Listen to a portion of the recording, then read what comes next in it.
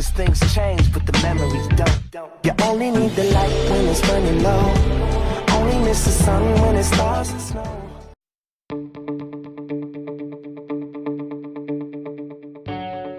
2017 Volvo V60 Cross Country T5 Drive AWD.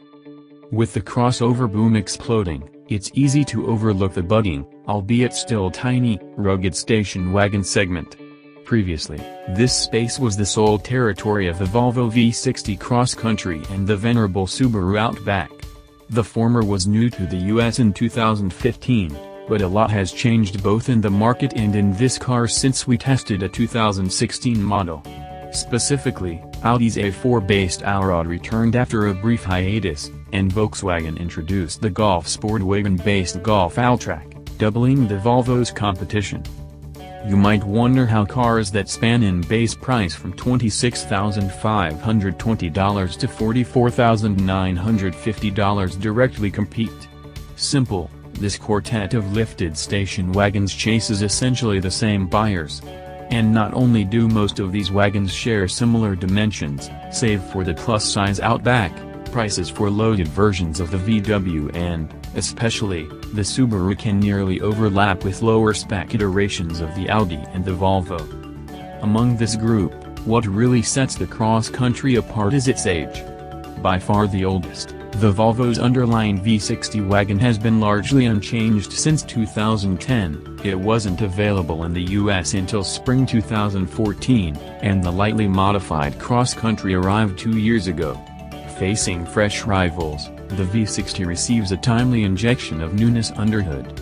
Although the V60's skeleton stays the same for 2017, the turbocharged inline-5 engine and 6-speed automatic are replaced by a turbocharged 2.0-liter drive E4-cylinder and an 8-speed automatic transmission. The move, in which the old engine's T5 designation carries over to the 4-cylinder model, is part of Volvo's effort to eradicate engines with more than 4 cylinders from its lineup. Also, the regular V60 received the engine in 2015. More or less engine? Volvo's 2.0-liter Drive E engine seats 10 horsepower and 8 pounds-to-foot of torque, for totals of 240 and 258, to the outgoing inline-5. Despite this, the 2017 V60 Cross Country is 0.2 seconds quicker to 60 miles per hour, 6.2 seconds, and through the quarter mile, 14.8 seconds, than the 2016 5-cylinder we tested. Both figures better those put up by the Golf Alltrack and the Outback but are several tenths behind our estimates for the Allroad, which we've not yet taken to the track. All other things being roughly equal between this car and the 5-banger, including weight, credit for the 2017 Cross Country's extra zip goes to the new 8-speed automatic.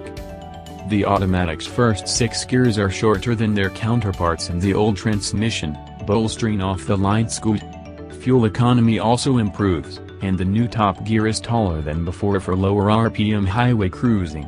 Our V60 Cross Country posted a respectable 22 mpg average fuel economy during our time with the car, 2 miles per gallon better than the 2016 Cross Country.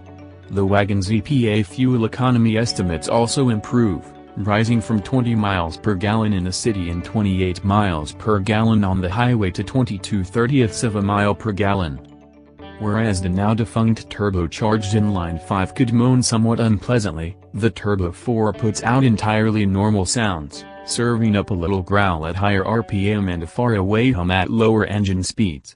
The new engine is also quieter at full throttle, by a lot. We measured 73 decibels in the cabin, compared with 79. The rest of the V60 Cross Country driving experience is unchanged. Ride motions are neatly controlled by the sorted, firmly sprung suspension, although this platinum-spec Cross Country's large-diameter wheels and low-profile tires contributed to flinty initial impact harshness over expansion joints and potholes. Those flashy rollers also reduce the V60 Cross Country's already limited advantage in off-road ability over, say, a regular V60. Although it sits 2.5 inches higher off the ground than a plain old V60, The Cross Country still has a run-of-the-mill all-wheel drive system and just 7.9 inches of ground clearance. An Outback has 8.7 inches of clearance underneath. Stick with the base model Cross Country and its taller profile rubber if you plan on chasing sunsets via 2 tracks.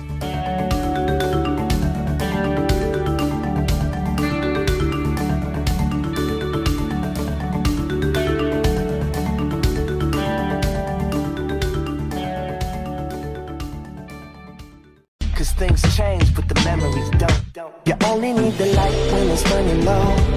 Only miss the sun when it starts to snow.